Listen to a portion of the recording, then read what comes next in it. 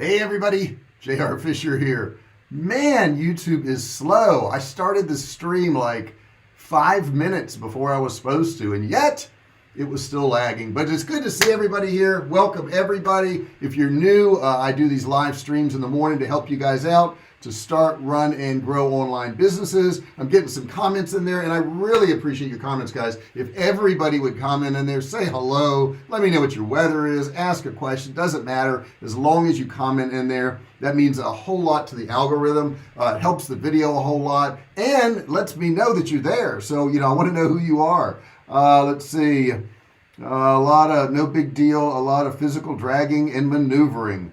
Tyann, what's going on? Good to see you there today, and welcome everybody. If you're new to this training that I do, please do me a favor and subscribe. Hit that subscribe button down there. If it's red, click it, turn it gray. Don't forget to ring the bell, turn on all bell notifications so you're notified each and every time I go live, or if I upload a video, you'll also be notified about that. Today, what are we going to talk about today? Sales pages, descriptions, basically descriptions for your products and how to write them. By the end of this session today, you're going to know what to do. You're going to be able to sell more products online because you're going to have the tools to write awesome descriptions. So that's what we're going to work on today. Let me get a little sip here, keep my throat all clear. There's our saying for the day. Okay, I have a couple cups with different sayings, and they all have to do with working. Working is it, guys. Putting forth effort is it. That's gonna propel you forward more than anything you ever learn. Is if you just put forth some effort and get going, do something. I see so many people just don't even do anything.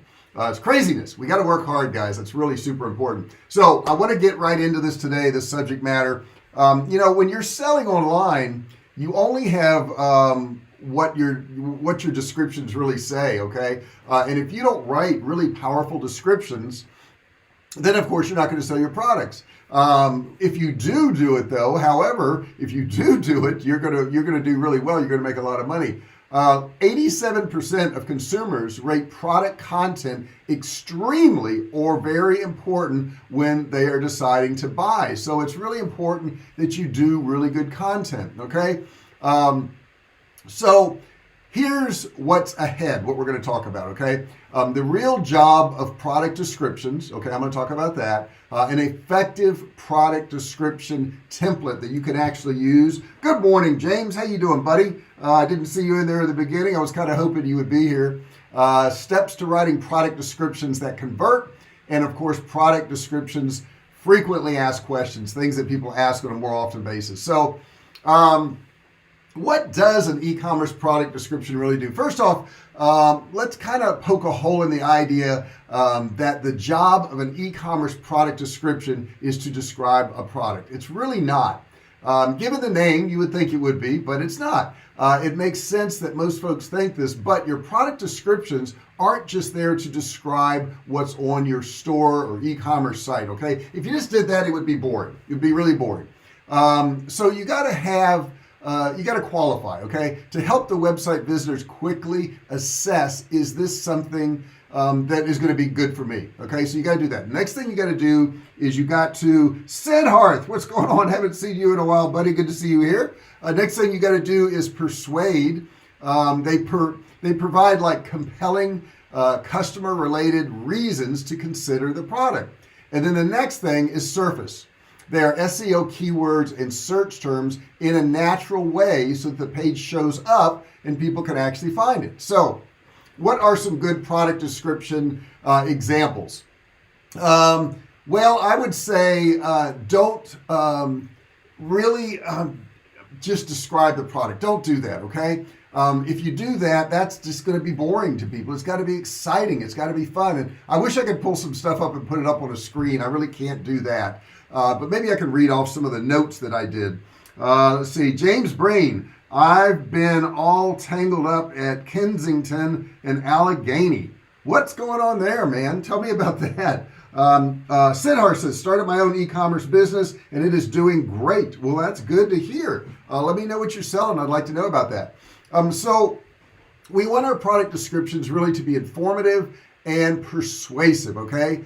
A product description needs to do this as soon as possible. This has to be done in the beginning of the product description. Now, we sell survival food, and since we sell survival food, we've got it like right off the bat talk about the problems. And we don't really talk about the problems, but we know that when people buy survival food, the first thing they think of is, ooh, survival food. So initially what we do in all of our product descriptions is we talk about how great it tastes, because that's in the forefront of the person's mind. So you want to think about, what is it that this person is thinking about? What is it that runs through their mind? Okay, what is it that makes them think that they don't want your product? And I would bring up that exact reason.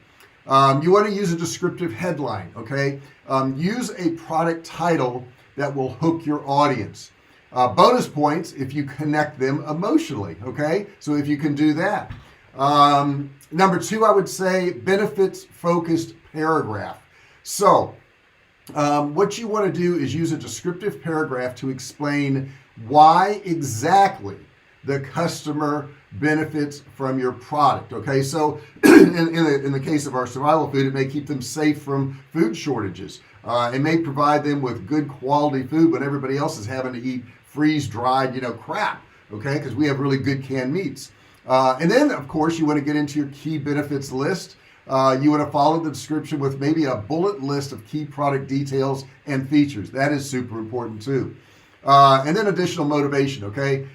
Minimize any remaining product hurdles, okay? So will it fit? Will it taste good? Will it be nutritious? And I'm thinking about our survival foods now. Do others like it? Why do they like it? Make sure it has some credibility. If you can have some social proof, all the better. We have videos of people talking about our product. Product reviews is always good. If you have some sense of urgency, maybe it's a limited quantity of this particular product, you could put that in there. Tyann says, good job, Sidharth. Tyann was looking at bed protectors today for my couch. Those descriptions could use work. Yes. Yeah, because somebody's selling online and making money doesn't mean they're doing it right? Doesn't mean they're good at it. Okay, so let's think about this a little bit. You've got your rough outline. You know what you want to do. You're going to use information about your customers. We know that, your brand, your product, to fill it in. So here are some steps you may want to take. Number 1, know who you're speaking to and what their pain points are. Now, I brought that up a little bit in the beginning. When we sell our survival food, we're speaking to people who don't want to have a food shortage, who don't want to run out of good food. We want to make, we're speaking to people who want to make sure their family is fed, okay? Number 2, you want to define and refine the voice you speak in. So what is this voice that you're speaking into them? Who are you coming from? Now us, it's coming from me, okay? So they know that I'm the guy behind the brand. That's worked for over a decade now, going on 12 years, I guess 11 years now. You want to focus on solutions more than features. Okay, features are just things your products have, but what are the benefits of those features? What are the benefits of your product? Benefits of our canned meats, we slow pressure cook them, and the benefit of that is that we have tender, delicious, home cooked flavor meat when you get that. So that's one of the benefits of that. Keep it effective and efficient. Okay, don't make it too wordy. A lot of times we think, well, I just want to fill up this page with a bunch of words. You don't want to do that. You want to make it effective and efficient. Okay, if it's going to take less words, then that's what you got to do. And you also want to talk to them as if they're in front of you, like you're explaining to an individual. I'll say things in my description such as it'll remind you of your grandma's pot roast. Because it does. Our beef is that good. It's delicious. I mean, I get excited talking about it because I know how good it is. And then you want to run through a final edit and checklist of whatever your description is to make sure it's kind of standing up to what you want. Okay, so let's go back to these things, figuring out who you're speaking to, your ideal prospect. You've likely heard the phrase, everyone is not your ideal customer, and they're not. Don't try to sell to everybody. If you try to sell to everybody, you're going to be selling to nobody, okay? That's basically what's going to be happening. And guys, while I'm talking, it doesn't interrupt me if you put comments in here. In fact, I like it. So, put your comments in there, put your suggestions in there, put your questions in there. To avoid any mistakes, what you want to do is speak directly to your ideal customer and don't worry about the rest of the people. As a matter of fact, I would rather turn off the majority of the people, and that way I know I'm targeting the right people. Who could most benefit from your product? Who could that person be? What problem will this product solve for your people? We had lines in the grocery store during the illness in the U.S. And imagine that you had some canned meats that lasted 12 to 15 years that were really good source of protein, that were all natural, that had no preservatives, additives, chemicals, and it was slow cooked, so it was tender and juicy. Imagine that when everybody else is trying to find leftover frozen stuff in the grocery store.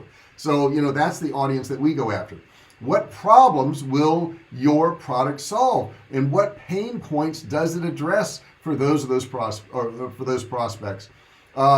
What desires will owning this product fill? Okay, so our desires, maybe we don't have to worry about food shortages, we don't have to worry about feeding our family, all that's going to be taken care of. What objections will the primary prospects have during the purchase of making this purchase decision? Why should they buy from you instead of somebody else? We've been around for over a decade. We're a proven company. You can find our products on thousands of websites. So we're a company that you would want to buy from. Let's see. I appreciate a sense of humor, and I think I will use that in marketing for elder care companies. Yes, definitely. Humor is great. I mean, that's a great thing to use in product descriptions. And I see it more and more in advertising now as companies are kind of coming around to not being so corporate, right? So once you got to figure out who your potential customer is. Richard Brown says, drill down to the most passionate customer, look for the greatest pain, and deliver the solution. Very well put. Very well put, Richard Beam. We appreciate you putting that in there. That is very well put. So what desires does it fulfill, guys? What objections are they going to have? You got to think about this. Why you? All these things. Compared to the other people, how are you any different than anybody else?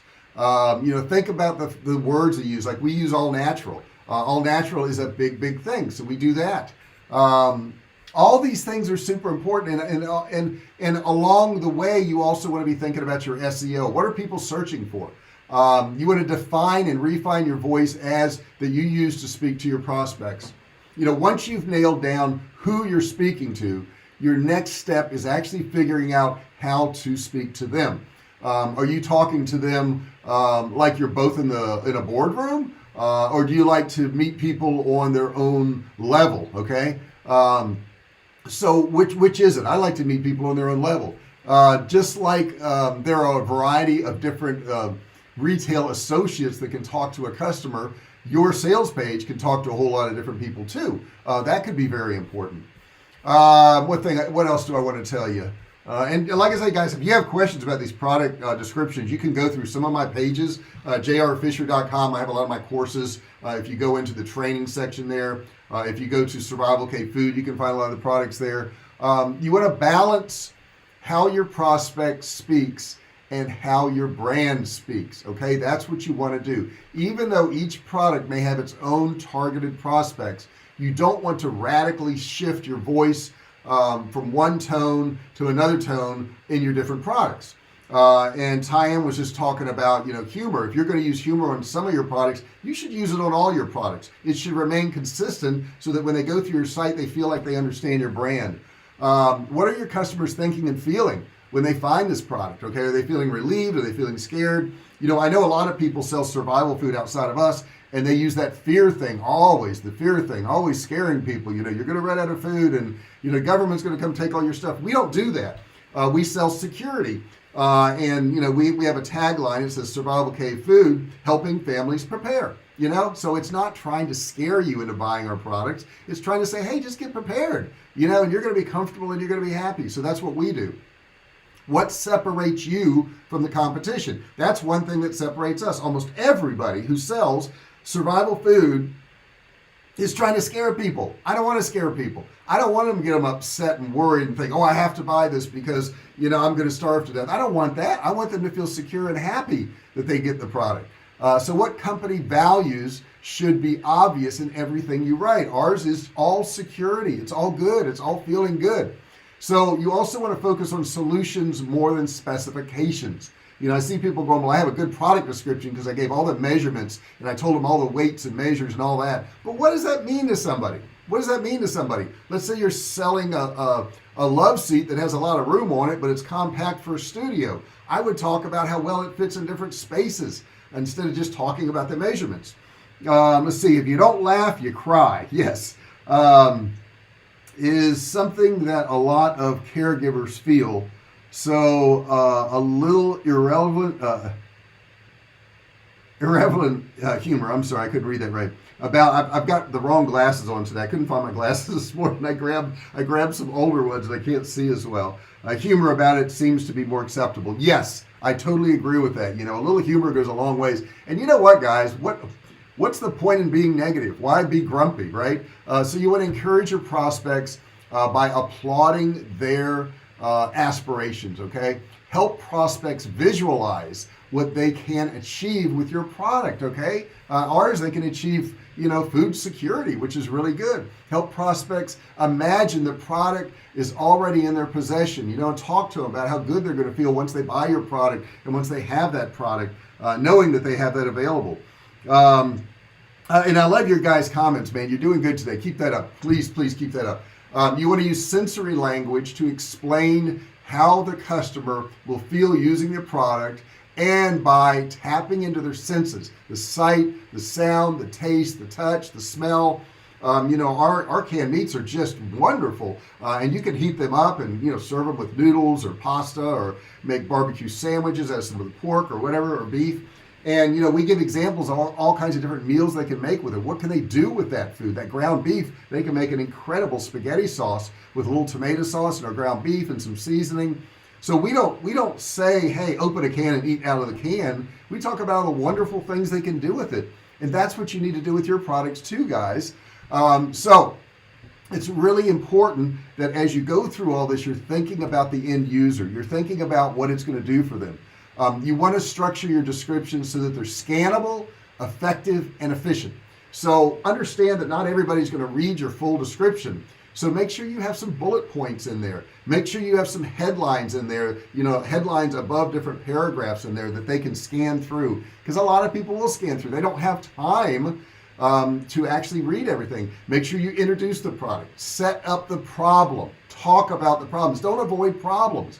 I think so many people do that when they're selling online. They're like, well, I don't want to bring up any of the things that they think bad about it. No, that's exactly what I want to do. Everybody thinks survival food's supposed to taste bad, and I talk about how great the taste is, how wonderful it is, how their kids are going to like it, how they would, you know, it's better eating our foods than it is buying foods in the grocery store. Our meats are higher quality. They actually are. So we set up the problem and we knock down that actual objection.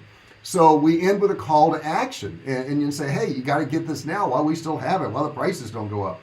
Let's see, talking those foods camping would be fun too, or back up in the winter as well. Yeah, definitely back up in the winter. And you know, our foods are really just incredible. And guys, if you haven't ever tried Survivalcave food, and I'm not selling my product here, I don't sell anything on these trainings. But if you haven't ever tasted it, man, go search the internet. Look at some videos on YouTube. There's so many people that have done videos on our products, and I appreciate it. I really do. And they all seem to like them. Every single one of them. You know, it's so funny because they'll buy it, and then they'll contact us, and they'll say, you know what? This really tastes good. I'm like, well, yeah, did you think I was kidding you? Of course it tastes good. It's all natural, no preservatives, additives, chemicals. We don't put water in the cans like some canned meats do. So what can you do? Another great thing to do is videos. If you can have videos of your products, you know, I think that works incredibly well. Icons, graphics of your products, lots of pictures of your products. We recently did a lot of pictures of ours. Write as if your buyer is right there with you, okay? Write as if you're talking to that person one-on-one. This is really important to do this, guys. I think we get so wrapped up in the fact that we're having a business that we turn into this corporate type person. Don't do that. Just talk like a normal person. People don't want to buy from a corporation. They want to buy from a person they trust. Keep your sentences short and to the point. You don't need long, lengthy, wordy, big word sentences. You don't need that. Make an emotional connection with your audience. That's important. Highlight what the prospect will feel after using your product. We would tell people they're going to feel full and satisfied and, nourished and comfortable. That's what they're going to feel after they eat our products. Empathize with the challenges that your prospects face, okay? And there are a lot of challenges. Finding good food when there's food shortages is very tough. Agree with their pain and emphasize how your product relieves it. We know what the concerns is. We know that you don't want to stand in line, at a Red Cross line when they do show up days after you've run out of food and hope to get, a small portion of food that's not even going to be any good. We don't want people to have to do that, okay?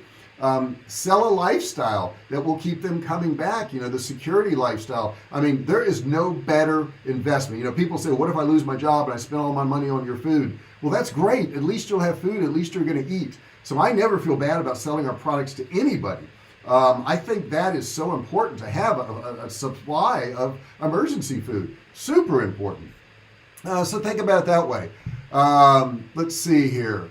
What else can I tell you? Use these product description checklist to improve your product descriptions. I'm going to go through a little checklist real quick, okay? So you want to use a descriptive and compelling headline, okay? So if you want to jot that down, or you can come back and watch this video again. Make your product come alive to the prospect.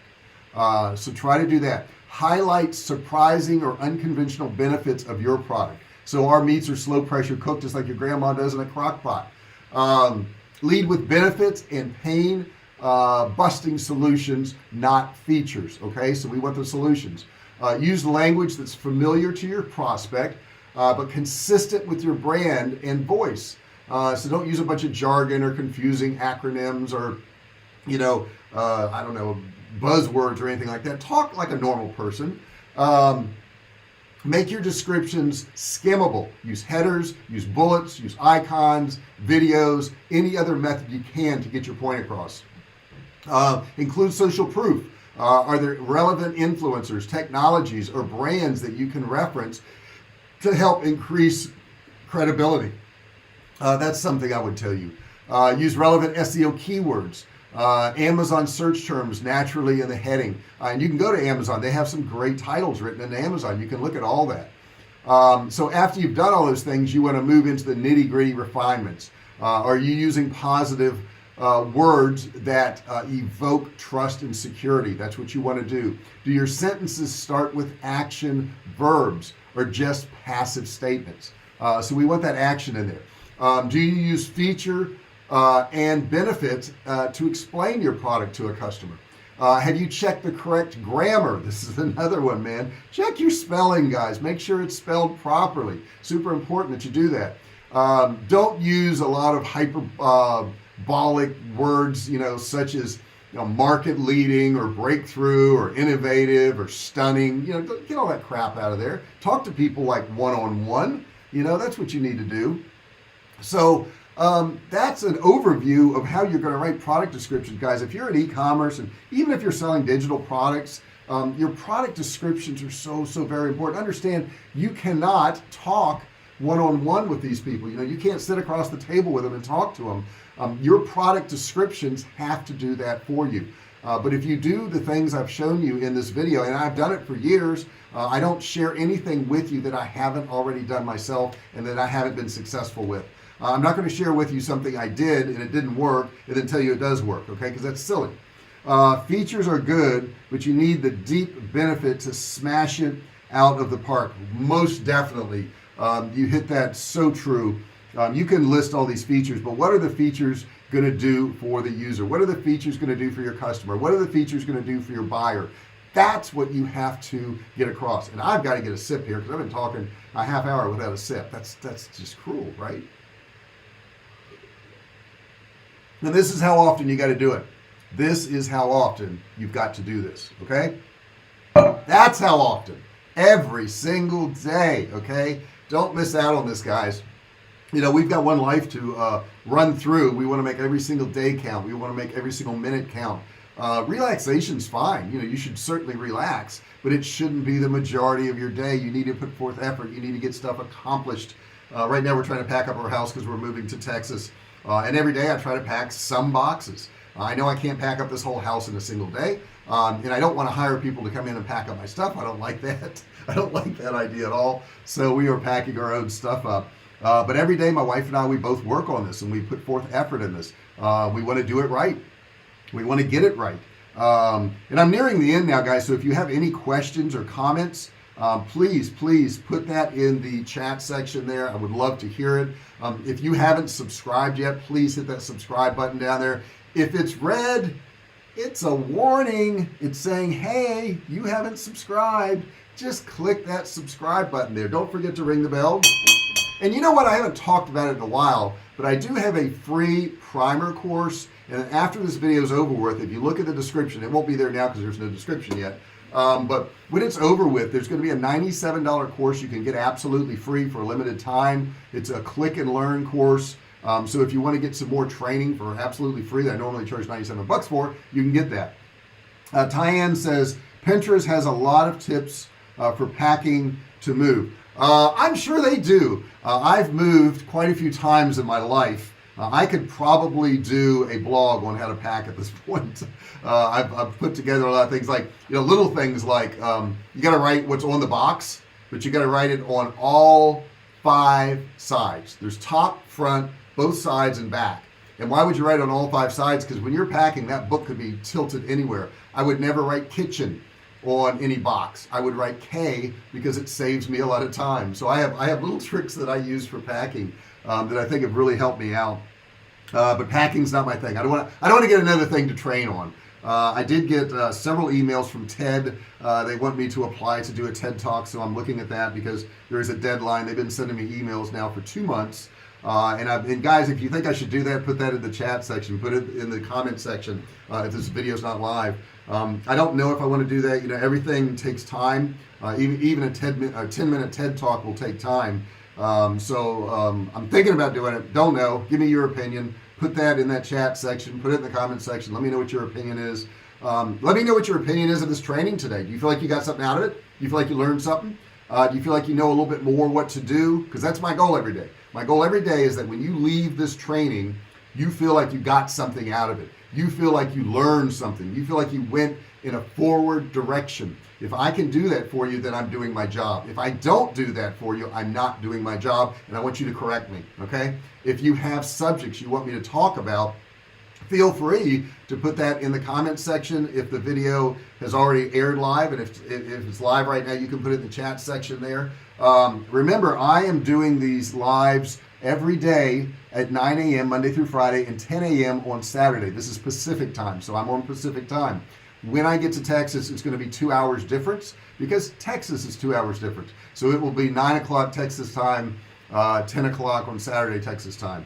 Let's see. James Breen, what's going on, buddy? Says, are you marking the boxes with the contents? I've had big problems sorting things out at the destination. Here's what I do. If it's just kitchen, like plates and glasses and all that, I'll just put kitchen. But if it's like the utensils I need in the kitchen, like my knives and tongs and stuff like that, I'll put KUT. So I know it's kitchen utensils. So I do little things like that. And then some things I'm more specific, like if it's shoes, I'll put shoes on it or something like that. I won't just put bedroom.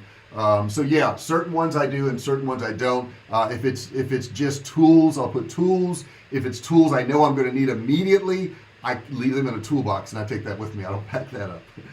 So yeah, I do that, and I've that's helped me out a lot by doing that. So yeah, and I appreciate that input.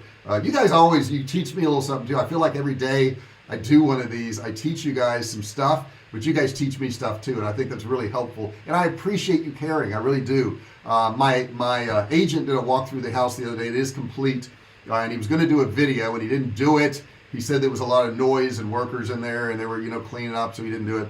But next week he's going to do a video, and I'm going to post that video if you guys are interested. He's doing a walkthrough in the house, and then when I get there, I'll do another walkthrough. I'm also going to do a video of me traveling there and actually going and doing our trip. So I will have a lot of clips of that. If that interests you, I will film the pack up. I will film the driving, the moves, the stops, all that stuff, and hopefully put together an interesting video for you guys to watch. if that interests you. If it doesn't, don't watch it. But anyhow, let's see. Why not do TED? You just might inspire one confused fellow traveler. Yeah, it's just everything takes effort and time. It's like there's so many opportunities for me at this point, and it's like shuffling. Which one is the best? Which one's going to get the best return for the listener, for the viewer? Because it used to be which one's going to make me the most amount of money, and I don't worry about that so much anymore. I mean, I've got a decent income, I've got some money. Now I'm worried about what's going to be the best for the audience. What would a TED Talk help you guys out? Would you like to hear that, or would you rather just hear my videos on YouTube? I don't know. So there's that. I shouldn't known Yude is an on the ball guy. I should have known. Oh, I should have known. Okay. I don't know about me being on the ball. I've just got a little bit of experience packing. So that's the only thing. Don't be selfish. I don't know what you mean by that one. Don't be selfish. You mean by what? What do you mean don't be selfish? Tell me what you mean by that one, James. I don't understand. And guys, if you got any other questions there, stick them in there. We can just have a little Q&A right now if you want. Maybe you've got some questions. Still got a little bit of time. I know I'm over my 30 minutes. And this is a self-imposed 30 minutes because I don't want to overload your brain with more things than you sitting on your butt can handle. Okay, so I don't want to do that. When you copyright, what reference do you utilize? Meaning, do you use a spinner and clean it up? At some point, there has to be a higher gain than money. Okay, I never use spinners. Don't ever use spinners. Don't ever do that. Those are spinner descriptions or articles or blogs. Don't ever use that. That computer-generated stuff, the search engines know about it, and they're going to probably blacklist you if you use a spinner. And if you're going to clean it up anyhow, you might as well just write it and use a template like what I gave you today. That's what I would tell you to do. Yes, at some point there has to be a higher gain than money. And I got to tell you, even the whole time I've been building my business, I'm not going to say I haven't wanted to make money, because I have, but it hasn't been just about the money. It never has been just about the money. Never has. Let's see. I don't know. It would entirely depend on your schedule. That's true. Richard Beam says okay. I got Richard Beam and James Breen, so I'm trying to keep these separated. Give it some thought and follow your heart. That's a good point. That's what I should do, and I'm leaning more towards doing it because I feel like I think more people would be able to see it if I did the TED Talk on my channel. I mean, I've got 5,100 subscribers on here, and that's nice and it's growing. But potentially I could reach millions of people. Richard Beam says thank you. No, thank you, Richard. You spent time with me today. Thank each and every one of you who spent time with me. Richard Beam says, did you mention a template? Yeah, all the things I went through was essentially a template. So if you go back through and watch the video, I listed certain things to do it, and that's the template. That's it. But I really appreciate you guys taking time out and talking to me today, and you are talking to me. We've got this nice chat going. We almost never have a troll or anything like that. You guys are always kind. You're always pleasant. You're always nice to talk to, and I enjoy this as much as some of you out there. I really feel like we both get something out of this, so I really appreciate it. I will be back again tomorrow, and what I've done is each day. What's today? Thursday. So we got Friday and is it Thursday? Wait, it's Thursday, right? I lose track of the time. It's Thursday. Of course it is. I knew that. I also have them scheduled for Friday and Saturday. I'm trying to look at next week to see what I can do because of the move. JR, how did you find your niche, and what do you recommend to others as finding their niches? I stumbled into mine, Richard. I've got several videos on this channel that talk about how I started Survivalcave Food, and it was all by accident. I actually started out selling cell phone cases because I started off trying to make money. And that was the #1 selling item back in 2009 on eBay was cell phone cases. I failed miserably, but I learned how to sell stuff online, and I eventually stumbled into Survivalcave Food, and there's a video on that about how I started my company. If you look through the channel, it'll walk you through the whole thing. It's about a 15-minute video. Peace and blessings always, everyone. See y'all tomorrow. James, love having you here, buddy, as always. And I love having each and every one of you here. I really care about you. I care about your businesses. So, if you ever have questions, please. I went yesterday and I answered, I think, up to about 100 comments yesterday, which is so nice because I can tell you, when I started the channel, up until really a couple of years ago, until I got serious about it, nobody ever commented on anything. It was like, yeah, I'll follow up with my comments if I ever got one. But now I'm getting them. And now sometimes I look and I'm like, oh my God, there's so many comments. And I go, well, remember what you asked for, JR. You wanted comments. Now you got them. So I try to go in there and answer all of those. And you guys have some wonderful questions, comments, suggestions. I really do appreciate it. So that's it for today. Thanks for being here. I'll be back.